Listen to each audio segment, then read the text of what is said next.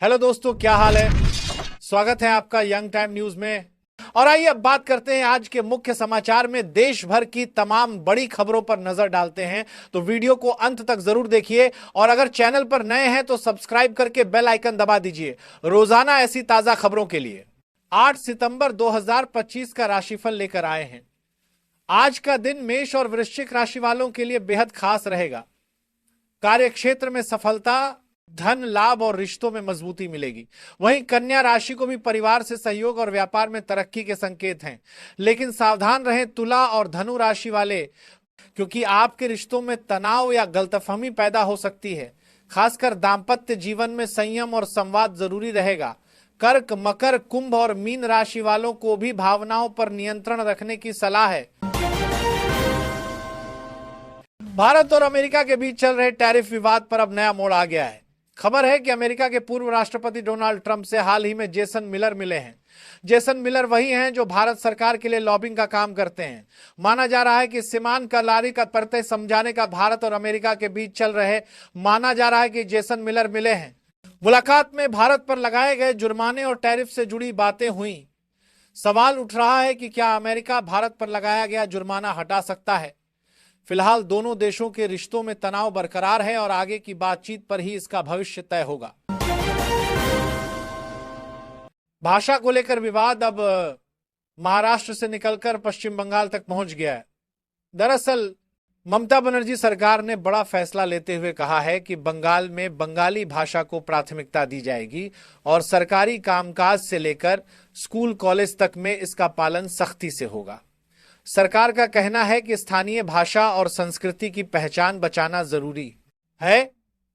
वहीं विपक्ष इसे चुनावी स्टंट बता रहा है। लोगों में भी इस मुद्दे पर अलग अलग राय सामने आ रही है। अब देखना होगा कि यह कदम कितना असरदार साबित होता है। बड़ी खबर जापान से आ रही है। जापान के प्रधानमंत्री शिगेरू इशिबा ने अपने पद से इस्तीफा देने का ऐलान किया है। बताया जा रहा है कि उन्होंने यह फैसला स्वास्थ्य कारणों और पार्टी के अंदर बढ़ते दबाव की वजह से लिया है। इशिबा लंबे समय से बीमारी जूझ रहे थे और पार्टी के भीतर भी उनकी नीतियों को लेकर विरोध बढ़ता जा रहा था। अब उनके इस्तीफे के बाद जापान में नया राजनीतिक समीकरण बनने की संभावना है। अगला प्रधानमंत्री कौन होगा, इस पर सबकी नजरें टिकी हैं। लखनऊ में डीआरडीओ का बड़ा कॉन्क्लेव आयोजित हुआ, जहां रक्षा अनुसंधान और उत्पादन में एमएसएमई यानी छोटे और मझोले उद्योगों की भूमिका पर खास जोर दिया गया। कार्यक्रम में विशेषज्ञों ने बताया कि देश को आत्मनिर्भर बनाने में एमएसएमई की अहम भूमिका है, क्योंकि यही उद्योग रक्षा उपकरणों के निर्माण में तेजी से योगदान कर रहे हैं। डीआरडीओ ने कहा कि नई तकनीक और इनोवेशन के जरिए छोटे उद्योगों को बड़ा मंच दिया जाएगा। इस कॉन्क्लेव में रक्षा क्षेत्र से जुड़े कई उद्योगपति, वैज्ञानिक और अधिकारी शामिल हुए और आत्मनिर्भर भारत के विजन को आगे बढ़ाने का संकल्प लिया। यूपीएसएससी के एक बड़े कार्यक्रम में मुख्यमंत्री योगी आदित्यनाथ ने कहा कि उत्तर प्रदेश आज देश का सबसे तेजी से प्रगति करने वाला राज्य बन चुका है। योगी ने बताया कि प्रदेश में बीते कुछ वर्षों में इंफ्रास्ट्रक्चर, रोजगार और निवेश के क्षेत्र में ऐतिहासिक काम हुए हैं। उन्होंने दावा किया कि उत्तर प्रदेश अब सिर्फ खेती किसानी पर निर्भर नहीं है, बल्कि आईटी, मैन्युफैक्चरिंग और पर्यटन का भी बड़ा केंद्र बन रहा है। योगी आदित्यनाथ ने कहा कि सरकार का लक्ष्य है कि यूपी को जल्द ही देश की नंबर 1 अर्थव्यवस्था बनाया जाए। दिल्ली में आयोजित भाजपा सांसदों की वर्कशॉप से दिलचस्प तस्वीर सामने आई। इस कार्यक्रम में प्रधानमंत्री नरेंद्र मोदी सबसे पीछे वाली पंक्ति में बैठते नजर आए। पार्टी नेताओं ने पीएम मोदी को जीएसटी स्लैब में हाल ही में किए गए बदलाव के लिए धन्यवाद भी दिया। वर्कशॉप में सांसदों को संसद में बेहतर तरीके से भागीदारी करने और जनता के मुद्दों को प्रभावी ढंग से उठाने के गुर सिखाए गए।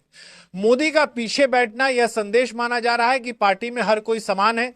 साथ ही भाजपा ने इसे अनुशासन और टीम भावना का उदाहरण बताया। शेयर बाजार में 10 सितंबर को हाई मोमेंटम मूव्स देखने को मिल सकते हैं। एक्सपर्ट्स का कहना है कि बाजार की दिशा 5 अहम फैक्टर्स तय करेंगे: वैश्विक संकेत, विदेशी निवेशकों की गतिविधियां, डॉलर रुपया का स्तर, क्रूड ऑयल की कीमत और घरेलू आर्थिक आंकड़े। तकनीकी चार्ट्स के हिसाब से निफ्टी का सपोर्ट 24,300 और 24,150 पर है, जबकि रेजिस्टेंस 24,600 और 24,700 750 के आसपास दिख रहा है, यानी हल्की गिरावट में खरीदारी का मौका बन सकता है। निवेशकों को सलाह है कि सतर्क रहें और बड़े फैसले सोच समझ कर लें, क्योंकि बाजार में तेज उतार चढ़ाव की संभावना है। हिसार और जयपुर के बीच हवाई सफर करने वालों के लिए खुशखबरी है। दोनों शहरों के बीच फ्लाइट सर्विस शुरू हो रही है, टिकट बुकिंग भी शुरू हो गई है और टैक्स सहित किराया लगभग 2300 रुपए रखा गया है। यह फ्लाइट 12 सितंबर से शुरू होगी और फिलहाल हफ्ते में एक दिन यानी हर शुक्रवार को उड़ान भरेगी। इस नई सुविधा से हरियाणा और राजस्थान के यात्रियों को काफी फायदा होगा। यात्रा का समय भी काफी कम हो जाएगा। सरकार का कहना है कि यह कदम क्षेत्रीय कनेक्टिविटी बढ़ाने और आम लोगों को सस्ती हवाई सेवा देने की दिशा में बड़ा कदम है। अमेरिका से आई एक बड़ी खबर भारतीय एड कंपनियों के लिए चिंता बढ़ा सकती है। अमेरिकी एक्टिविस्ट्स का दावा है कि डोनाल्ड ट्रंप दोबारा सत्ता में आए तो भारतीय कंपनियों को आउटसोर्सिंग का काम देना बंद कर सकते हैं। ट्रंप पहले भी अमेरिका फर्स्ट पॉलिसी की बात कर चुके हैं और अब इट सेक्टर पर रोक लगाने की चर्चा हो रही है। अगर ऐसा होता है तो भारत के लाखों इट प्रोफेशनल्स और कंपनियों पर असर पड़ेगा। एक्सपर्ट्स मानते हैं कि फिलहाल यह केवल अनुमान है, लेकिन इससे इट शेयरों में उतार चढ़ाव देखने को मिल सकता है। हिमाचल प्रदेश में इस साल बारिश और भूस्खलन से तबाही का सिलसिला जारी है।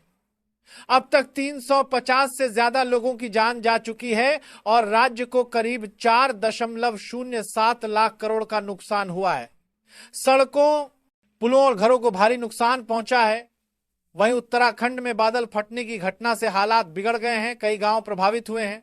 इधर प्रधानमंत्री नरेंद्र मोदी 9 सितंबर को पंजाब का दौरा करेंगे, जहां वे कई कार्यक्रमों में शामिल होंगे।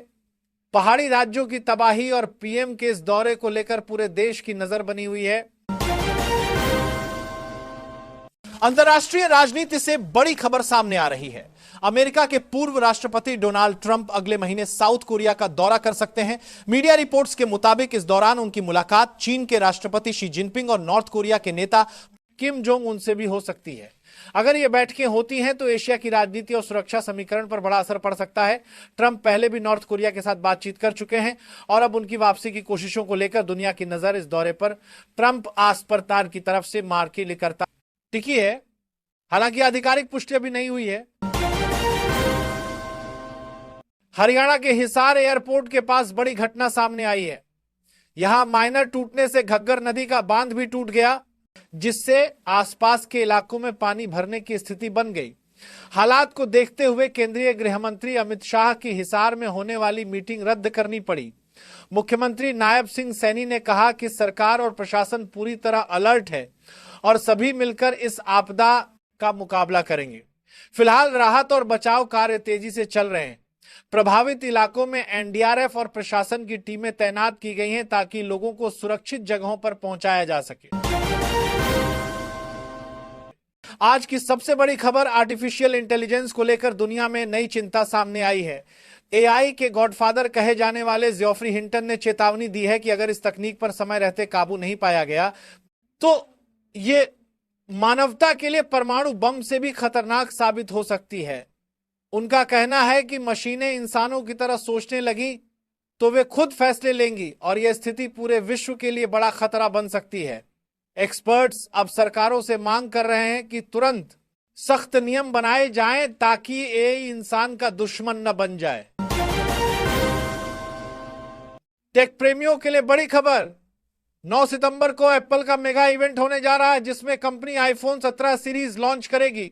उम्मीद है कि इसमें बेहतर बैटरी, दमदार कैमरा और नई एआई बेस्ड सुविधाएं मिलेंगी। इसके साथ ही एप्पल वॉच अल्ट्रा 3 और कई अन्य प्रोडक्ट्स भी पेश किए जाएंगे। टेक एक्सपर्ट्स मानते हैं कि इस बार कंपनी डिजाइन और परफॉर्मेंस दोनों में बड़ा बदलाव ला सकती है। भारत समेत दुनिया भर में लोग इस इवेंट का बेसब्री से इंतजार कर रहे हैं। अब देखना होगा कि एप्पल अपने फैंस को इस बार क्या नया तोहफा देता है। आज की अहम खबर, भारत में दिल की बीमारियां अब सबसे बड़ी जानलेवा समस्या बन चुकी हैं। एक ताजा रिपोर्ट बताती है कि देश में जितनी मौतें होती हैं उनमें से लगभग 31% मौतें सिर्फ दिल की बीमारियों की वजह से होती हैं। यानी हर 10 लोगों में से लगभग 3 अपनी जान हार रहे हैं इस साइलेंटली फैली समस्या से। दिल की बीमारियां सिर्फ बुजुर्गों को ही नहीं बल्कि 30 वर्ष से ऊपर के युवाओं में भी तेजी से बढ़ रही हैं। ये गंभीर स्थिति बताती है कि हमें अपनी लाइफस्टाइल, खानपान और दिल की सेहत पर तुरंत ध्यान देना अनिवार्य है। बिजनेस जगत की बड़ी खबर, अडानी पावर ने भूटान के साथ 570 मेगावाट की हाइड्रो पावर डील साइन की है। इस प्रोजेक्ट में करीब 6000 करोड़ रुपए का निवेश किया जाएगा। समझौते के तहत अडानी पावर भूटान में जलविद्युत प्रोजेक्ट विकसित करेगी और वहां से मिलने वाली बिजली भारत समेत पड़ोसी देशों को सप्लाई होगी। यह डील न सिर्फ अडानी ग्रुप के लिए बल्कि भारत भूटान रिश्तों के लिए भी अहम मानी जा रही है। ऊर्जा विशेषज्ञों का मानना है कि इस समझौते से भारत की ग्रीन एनर्जी क्षमता और मजबूत होगी और लंबे समय में पावर सेक्टर को बड़ा फायदा होगा। सरकार अब चाहती है कि जीएसटी रेट कट का सीधा फायदा हर इंसान तक पहुंचे। वित्त मंत्री 22 सितंबर से इसी पर खास फोकस करने वाली हैं। दरअसल कई जरूरी सामान और सेवाओं पर टैक्स घटाया गया है, लेकिन इसका लाभ उपभोक्ताओं तक पूरी तरह नहीं पहुंच रहा। मंत्रालय अब सख्ती से मॉनिटर करेगा कि कंपनियां और रिटेलर्स नई दरों का असर कीमतों में दिखाएं। एक्सपर्ट्स का कहना है कि अगर यह सही तरीके से लागू हुआ तो आम जनता को महंगाई से राहत मिलेगी और त्योहारी सीजन में बाजार की रौनक भी बढ़ेगी। क्रिकेट फैंस के लिए बड़ी खबर, बीसीसीआई ने पिछले 5 सालों में रिकॉर्ड तोड़ कमाई की है।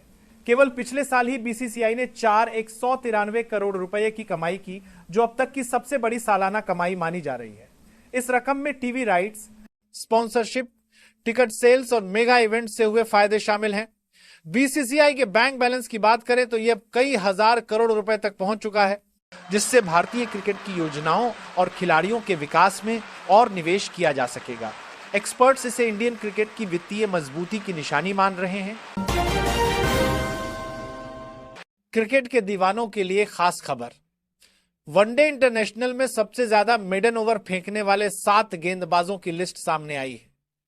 इसमें दुनिया के बेहतरीन स्पिन और पेस गेंदबाज शामिल हैं, जिन्होंने अपनी टीम को दबाव में रखने में अहम भूमिका निभाई।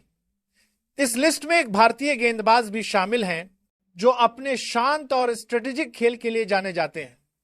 मेडन ओवर किसी भी मैच में विपक्ष की रन स्कोरिंग को रोकने का बड़ा हथियार होते हैं।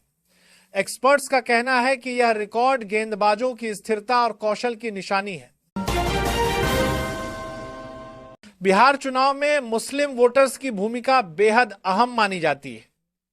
ताजा आंकड़े बताते हैं कि राज्य की लगभग 17% आबादी मुस्लिम समुदाय की है, जो कई सीटों पर नतीजों को सीधे प्रभावित करती है। परंपरागत तौर पर इस वोट बैंक पर लालू यादव की पार्टी आरजेडी का मजबूत दबदबा रहा है। हालांकि हाल के चुनावों में एमीम और कांग्रेस जैसे दलों ने भी इस वर्ग में पैठ बनाने की कोशिश की है। एक्सपर्ट्स का मानना है कि अगर मुस्लिम वोट एकजुट रहे तो आरजेडी को बड़ा फायदा मिलेगा।